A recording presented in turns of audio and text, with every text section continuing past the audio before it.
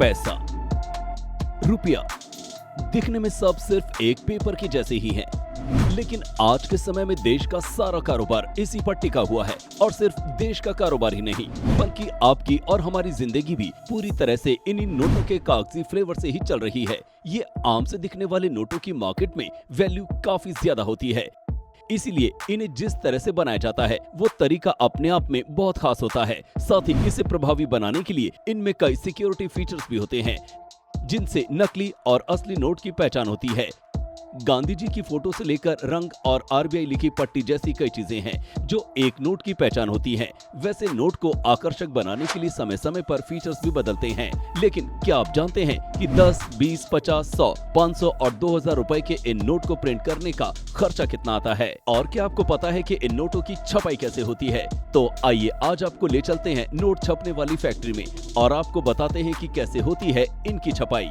लेकिन उससे पहले आप वीडियो को लाइक और चैनल को सब्सक्राइब कर लीजिए।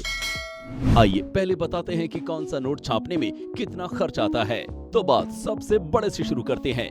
गुलाबी रंग का खूबसूरत सा दिखने वाला 2000 रुपए के नोट से, जिसे छापने में औसतन 4 रुपए का खर्च आता है। अब आप सोचिए कि 4 रुपए की छपाई वाला ये नोट 2000 रुपए कैसे दे देता है? आप हमें कमेंट करके बता सकते हैं। हम तब तक आगे बढ़ते हैं। अब बारी आती है 500 रुपए की, जिसे छापने में करीब 2.65 रुपए खर्च होते हैं। 200 के नोट पर 2.48 रुपए का खर्च, 100 रुपए के नोट पर 1.51 रुपए, 50 रुपए के लिए 1.22 रुपए और 10 और 20 रुपए के लिए औसतन 1 रुपए का ही खर्च आता है। यहाँ आप एक बात गौर से नोट कर सकते हैं कि नए नोट को छापने में जो खर्च आ रहे हैं वो पुराने नोट की तुलना में कम है। आइए अब आपको बताते हैं कि नोटों की छपाई कहां और कैसे होती है। दोस्तों, नोट छापने का काम इतना सिक्योर और प्राइवेट रखा जाता है कि इसकी खबर बहुत कम ही लोगों के सामने आ पाती है। लेकिन जो भी इंडियन करेंसी के तौर पर भारत में नोट छापते हैं वो भारत सरकार और रिजर्व बैंक ऑफ इंडिया के ऑर्डर पर ही छापे जाते हैं और इसे छापने के लिए सिर्फ और सिर्फ सरकारी प्रिंटिंग प्रेस का ही इस्तेमाल किया जाता है। देश भर में अभी 4 प्रिंटिंग प्रेस हैं जहां पर नोटों की छपाई की जाती है। चारों प्रिंटिंग प्रेस नासिक, देवास, मैसूर और सालबोनी में है। यही वो जगह है जहां एक खास तरह के कागज पर स्विट्जरलैंड की एक कंपनी के द्वारा बनाई गई इंक की मदद से नोटों की छपाई होती है। इसमें अलग अलग इंक का इस्तेमाल अलग अलग नोट में किया जाता है। और ये तो हमने आपको बताया ही था कि नोट छापने की स्याही का इंपोर्ट मुख्य रूप से स्विट्जरलैंड से किया जाता है। इंपोर्ट होने वाली इंक इंटेग्रलियो, फ्लोरोसेंस और ऑप्टिकल वेरिएबल इंक होती है। बता दें कि इन स्याहियों को और ज्यादा सिक्योर बनाने के लिए इनके कंपोजिशन में हर बार कुछ बदलाव करवाए जाते हैं ताकि कोई और देश इसकी नकल नहीं कर सके। वरना अगर वही कंपोजिशन इस्तेमाल में ली जाए तो मुमकिन है कि दुनिया के दूसरे देश इस स्याही का इस्तेमाल करके नोटों की छपाई बिना भारत की जानकारी के भी करने लगे, जो कि आगे चल करके सही साबित नहीं होगी और इससे देश की करेंसी की साख भी गिर जाएगी और विश्व में रुपए की कीमत भी कम हो जाएगी। अब आइए आपको बताते हैं कि जो इंक मंगाई जाती है उनका काम क्या क्या है। इंटेग्रलियो इंक। अगर भारत की नोट की सबसे बड़ी पहचान की बात करें तो इस समय बच्चा बच्चा ये जानता है कि गांधी जी की तस्वीर वाला कागज का वो रेक्टेंगल टुकड़ा ही नोट है जिसमें सबसे ज्यादा इंपॉर्टेंट है गांधी जी की तस्वीर। तो दोस्तों, इंटेग्रलियो इंक का इस्तेमाल सिर्फ और सिर्फ गांधी जी की वही मुस्कुराती हुई तस्वीर को बनाने में किया जाता है। Fluorescence ink. अब आता है वो जिसके बिना नोट को दुकान से लेकर बैंक तक कहीं मान्यता नहीं मिलती और इसी की मदद से नोटों को ट्रैक भी किया जाता है। जी हां, हम बात कर रहे हैं नोटों पर छपने वाले यूनिक नंबर की, जिसे आइडेंटिटी ऑफ करेंसी कहते हैं। तो फ्लोरोसेंस इंक का इस्तेमाल इन यूनिक नंबर को छापने में करते हैं, यानी नोट के नंबर पैनल की छपाई के लिए इस इंक का उपयोग किया जाता है।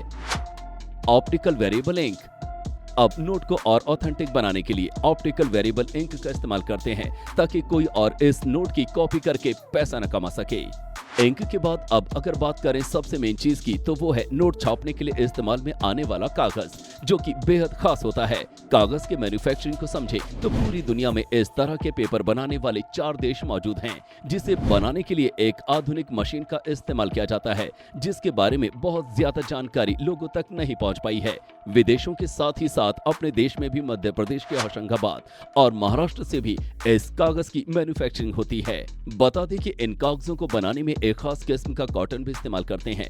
इसके बाद इंक और स्याही दोनों को सरकारी प्रिंटिंग प्रेस में भेज देते हैं, जहां दोनों चीजों को प्री बिल्ट डिजाइन के हिसाब से पहले एडजस्ट करते हैं और फिर इन्हें प्रिंटिंग मशीन में डालकर छपने के लिए छोड़ देते हैं। कुछ ही समय में जितने नोट छापने का आदेश होता है उतने नोट छप जाते हैं, जिसे फिर उनके सीरियल नंबर की मदद से क्रॉस चेक करके इकट्ठा कर लेते हैं और फिर उन्हें गड्डियों की शक्ल में डालकर रिजर्व बैंक के ऑफिस में जमा करवा देते हैं। इस पूरे प्रोसेस में सबसे हाईली इंटेलिजेंट सिक्योरिटी सिस्टम का इस्तेमाल करते हैं ताकि कोई भी एक इंसान चाहकर भी नोट की प्रिंटिंग को प्रभावित न कर सके। फिर सारे नोटों को रिजर्व बैंक के अलग अलग ऑफिस में भेज दिया जाता है। देश में अलग अलग जगहों पर रिजर्व बैंक के कुल 18 ऑफिस हैं। इसके बाद इन बैंकों से ये नोट डिस्ट्रीब्यूशन के हिसाब से बाकी सारे बैंकों में भेजे जाते हैं।